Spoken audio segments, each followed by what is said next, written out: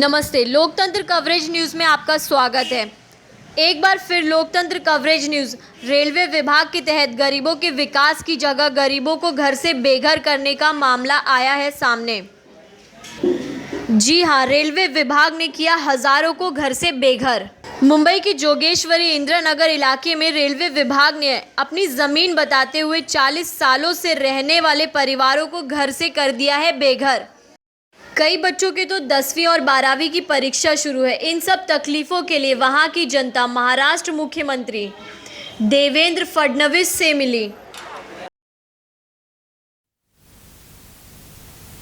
तो इन परिस्थिति और हालात को हम आपको दिखाने की कोशिश कर रहे हैं। उन जनता की तकलीफें आपको दिखाने की कोशिश करूंगा। इंदिरा नगर के जो हालात थे वो कहीं नहीं बद से बदतर होती नजर आ रही है। मैं अपने कहना चाहूँगा कि जो पब्लिक है इस हालात में है तो घर से बेघर हो चुके हैं और सरकार की तरफ से कोई मुहैया इनको अभी तक नहीं मिल पाया है। मैं पूछने की कोशिश करूँगा। देखो मी चार वेळा त्या ठिकाणी माझी भेट झाली. त्यांनी मला डेमोलिशन थांबवतो म्हणून आश्वासन दिलं, पण ते खोटे आहेत, एक नंबर खोटे आहेत. आम्ही त्यांना एकतर्फी निवडून दिलंय. त्यांना भाजपचं ते भाजपाला निवडून दिलंय, तरी त्यांनी आमच्यावर हा अन्याय केलाय गरिबावरती. मला हातावर हात देऊन सांगितलं, ताई तुमचं डेमोलिशन होणार नाही. 1 तारखेला सांगितलं, 28 तारखेला देखील सांगितलं, तरी पण डेमोलिशन आमचं झालं. हा एक नंबर खोटारडा सीएम है, मुख्यमंत्री। उन्होंने ऐसा आश्वासन दिया कि तुम लोग का डेमोलिशन होने वाला नहीं है। कल परसों बोला मैं MMRD मध्ये तुम्हाला फोन करून सांगतो त्यांना की तुम्हाला घर देतो म्हणून आम्ही काल MMRD मध्ये गेलो. यहाँ पे क्या है?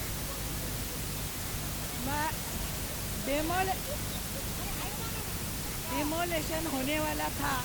इलेक्शन के 4 महीने से इनका चल रहा था। 4 महीने से ये लोग लड़ रहे। ठीक है, हमने माना, कोर्ट का ऑर्डर आया है, इनको तोड़ना ही है, लेकिन इनका मतलब यही था कि भाई हमारे बच्चों की एग्ज़ाम होने दो, हम खुद खाली करके देंगे, हम अपने हाथ से अपना रूम तोड़ के देंगे, हमें रिएडमिशन दीजिए और बच्चों के एग्ज़ाम होने दीजिए। 10वीं का 12वीं का जिस दिन रिजल्ट पहला पेपर निकला उस दिन इन्होंने डिमोलेशन किया है। रात को मुख्यमंत्री ने इनको कहा है 12 बजे कि भाई कल नहीं होगा, और विजय चौहान उनके साथ गई थी। उसके बाद भी सुबह डिमोलेशन हो गया।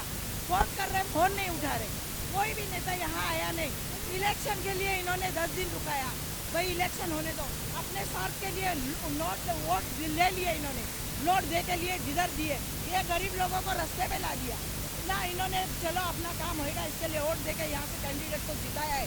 ईमानदारी से गरीब लोगों ने उसका काम किया है और आज उसका पता नहीं है, और बीजेपी की सरकार आने के बाद सबको उसका जवाब मिलता है। हमारे पास पूरा प्रूफ है, 2000 का सर्वेक्षण पावती है, वो सबके पास है। जो अगर ये तोड़ने के लिए उन लोग के पास कायदा है, तो ये बचाने के लिए हम शासन के पास हमारे लिए कोई कायदा नहीं है।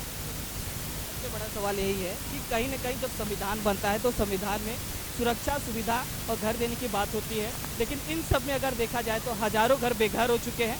नेताओं की जुमलेबाजी है और कहीं न कहीं इन लोगों को घर से बाहर रहकर रोड पे रहने पर मजबूर होना पड़ा है। इन सब में अगर देखा जाए तो नेताओं ने अपनी वोट की राजनीति कर वोट तो ले लिए हैं, लेकिन इनको घर से बेघर रहने पर मजबूर कर दिए हैं। लेकिन उनका कहना है कि सिर्फ हमें झूठी तसल्ली दी और फिर हमारा घर तोड़वा दिया।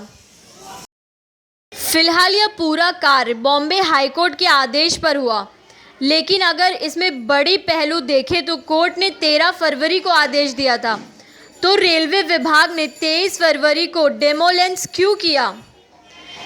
इसमें वहाँ की जनता का कहना है कि नेता वोट की राजनीति करते हैं, हमसे वोट लिया और फिर आज हमें ही घर से बेघर कर दिया। आज परिस्थिति यह है कि 23 फरवरी से लोग अपने घर से बेघर हैं और रोड पर रहने के लिए मजबूर हैं, जिसमें रहने, खाने, पढ़ाई करने जैसे किसी भी प्रकार की सुविधा नहीं है, और बेघर हुए लोगों को अब तक सरकार की तरफ से कोई मदद नहीं मिली। आज हम लोग 3 साल से रह गए, हमारी शादी तब से इधर आए, लेकिन आज हम लोग क्या किया? कभी गटर बहता था, कचरा था, कुछ नहीं इधर था। आज बना इतना सब लोग रहने लगे। हम लोग फैमिली ज्यादा है, हम लोग किधर रोड पर जाओ? हम लोग घर नहीं दे सकता है। सरकार किसकी है? इतना साल हम लोग कांग्रेस सरकार था ना, लेकिन हम लोग कभी रोड पर नहीं लाया। आज बीजेपी या कोई भी हो, लेकिन हम लोग रोड पर क्यों लाया? हम लोग घर नहीं दे सकता था? हम लोग कचरे से आए थे? ये लोग राजनीति खेले, कुछ भी खेले, लेकिन भिखारी जैसा हम लोग रोड पर क्यों बैठाए?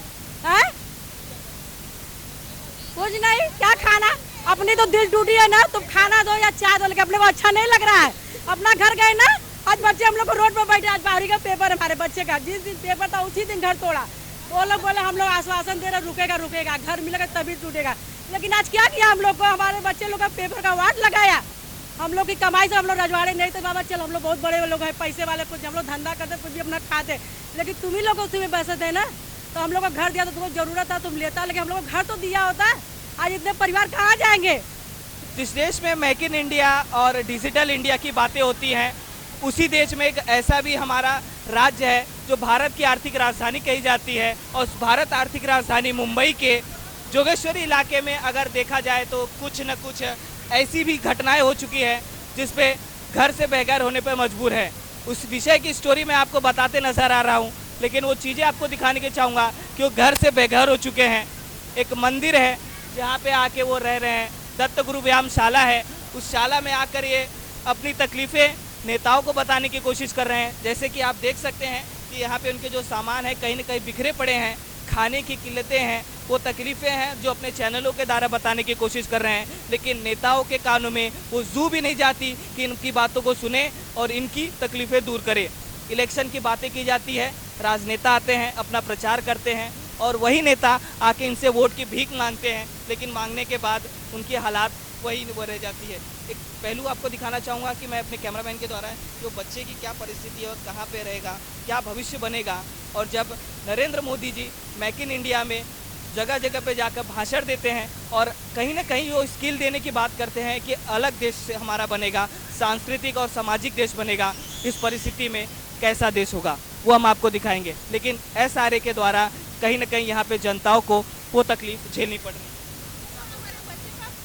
परीक्षा था, 12 में जाता था, हमारे घर में कोई भी नहीं है, आदमी लोग नहीं है, कोई नहीं है। हम लोग लोगों का घर काम करके घर चलाता है, लेकिन ये लोग ने बोला कि मिलेगा घर मिलेगा। हम लोग को किताबें भी निकालने को नहीं मिली। आज हम लोग रास्ते पे रह रहे, खाने का ठिकाना नहीं, बच्चों का।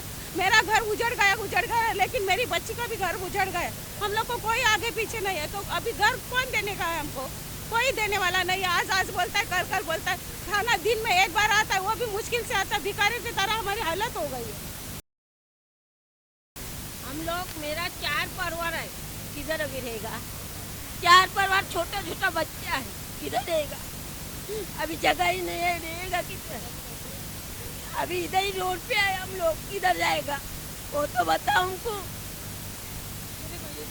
तकलीफ है जो बताने की कोशिश कर रही है, आँख से आंसू निकल पा रहे हैं, लेकिन वो दर्द फिर भी जनता को देखनी पड़ रही है, लेकिन नेताओं नहीं देख पा रहे हैं। मेरी 10वीं की पढ़ाई चालू है। मेरी अभी 7 मार्च को पेपर चालू हुआ, तो पढ़ाई कैसे करने का? अभी चालू होगा। अभी हमको हॉल टिकट मिला और अभी पढ़ाई कैसे करेंगे? हम घर भी नहीं है, हमको इधर ही रहते हैं। किताबें भी हमारे नहीं है, अभी पढ़ाई किससे करेंगे? इसलिए अब हाँ, डेमोलिशन किया तब किताब भी निकलने को नहीं मिला टाइम सामान। इन परिस्थितियों के हालात के बाद कहीं ना कहीं नेताओं को ये तस्वीर देखनी चाहिए कि हम कहीं ना कहीं जनता के लिए जुड़ते हैं और उस राजनीति के चलते कहीं ना कहीं हम इनको तकलीफ़ें हम भूल जाते हैं। वो तस्वीरें जैसे कि ये हम लोग की जनता जो दुखी है यहाँ पे, ये पूरा सिर्फ हम लोग का जोगेश्वरी इंदिरा नगर का ही विषय नहीं है, ये पूरे महाराष्ट्र का विषय है, जो कि पूरे बम्बई में कम से कम 11 से 12 लाख पब्लिक आने वाले सालों में बेघर होने वाली है। आज ये हम लोग 1000 लोग आज रास्ते पे आ गए हैं। जैसे कि आप देख रहे हैं न्यूज़ पे, पिछले 8 दिन से वो दीघावासिया में 95 बिल्डिंग तोड़ने का ऑर्डर दिया है। वहाँ पे तो 25,000 पब्लिक रोड पे आ चुकी है ऑलरेडी, और यहाँ पे नेशनल पार्क में भी 3 से 3,500 पब्लिक रोड पे आ चुकी है। ये सब इतना सब माहौल ऐसा बना के रखा है कि कुछ ना कुछ करके ये सब महाराष्ट्र पब्लिक को महाराष्ट्र से बाहर करके सब यूपी बिहार से सब जो लोग आ रहे हैं यहाँ पे, उनको यहाँ पे स्ट्राइक करने का, जैसे उनके वोट बैंक बने, बीजेपी की वोट बैंक बने और वही लोग चुन के आए अगले सालों साल। लेकिन जो पंतप्रधान नरेंद्र मोदी ने जो आवास योजना निकाली है 2022 तक सबको घर देंगे, इनके बाद अभी तक कोई भी बिल्डिंग अभी तक डेवलप नहीं हुई है, कोई भी बिल्डिंग अभी तक बनी नहीं है। सिर्फ आश्वासन दिया है और वो आश्वासन का पूरा प्रिंट आउट सब जेरॉक्स हम लोग के पास है, हम लोग को निवेदन लेके भी उनके पास गए और ये पिछले 4 महीनों में हम लोग ने कहाँ पे भी भारत के राष्ट्रपति, पंतप्रधान, रेलवे मंत्री राज ठाकरे, उद्धव ठाकरे जी, सीएम, एक जन का ऐसा नहीं कि हम लोग ने उनके पास निवेदन नहीं दिया, लेकिन कोई भी नेता हम लोग की मदद करने के लिए तैयार नहीं। बोलते सिर्फ हाईकोर्ट है, हाईकोर्ट है और हाईकोर्ट है। हाई कोर्ट है, संविधान है, यही बातें करते हैं नेता। लेकिन आवास योजना की जो बातें कही जा रही थी मोदी के द्वारा, वो कहीं ना कहीं आज पता चलती है कि झूठी है, फर्जी है। 2022 में बताया गया था कि कोई भी घर से बेघर नहीं रहेगा, लेकिन परिस्थिति ये है कि अभी से वही परिस्थिति है, जो उसके पास घर था वो खुद ही घर से बेघर हो चुके हैं। तो इन आवास में, इस बातों में कहीं ना कहीं जो जुमलेबाजी है नेताओं की, वो कहीं ना कहीं फर्जी और झूठी साबित होती नजर आ रही है। अब देखना ये होगा कि क्या इनको वो घर मिल पाएगा जो इनकी चाहत थी, क्या उनको वो सुविधाएं मिल पाएगी जो इनकी चाहत थी, कि या नेताओं की सिर्फ बातें ही रहेंगी। वीडियो जर्नलिस्ट इमरान के साथ राहुल शुक्ला, लोकतंत्र कवरेज न्यूज़।